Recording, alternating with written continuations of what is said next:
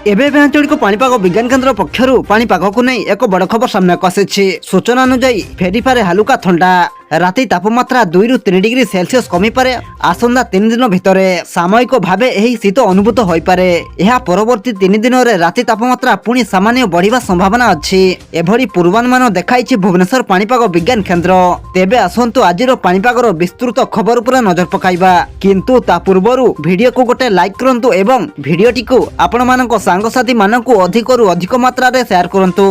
जदि हम चैनल रे आपण प्रथम थर वीडियो देखुछंती ताहले एबे ही चैनल को सब्सक्राइब करी पाखरे थिबा बेल आइकन को प्रेस करी ऑल नोटिफिकेशन ऑन कर रखंतु, जहा द्वारा आगो को एमिति पाणीपाग संबंधी लेटेस्ट अपडेट आपण माने सर्वप्रथम हम चैनल माध्यम रे पाई परिबे।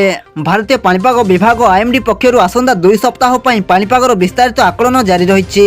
एथिरे अनुमान करा जाउछि जे पूर्व भारत रे आसंदा 19 पर्यंत राति तापमात्रा स्वाभाविक ठारू सामान्य कम रही पारे, अर्थात ओडिसा रे भी पर्याप्त हालुका ठंडा प्रभाव रही पारे। राति तापमात्रा सामान्य कमिछि विभिन्न स्थान रे। बुधवार राति रे जी उदयगिरी सर्वनिम्न तापमात्रा 7.8 डिग्री सेल्सियस थिबा बेले सिमिडीगुडा रे 9.1 डिग्री थिला।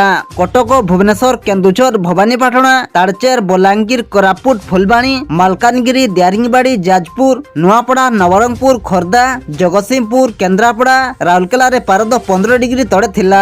दिन तापमात्रा प्राय 31 डिग्री भितर रही थिला। आसंदा 10 तारिख अर्थात आसंदा काली पर्यंत विभिन्न स्थान रे हालुकारु मध्यम धरणर कुहुडी पड़ी पारे।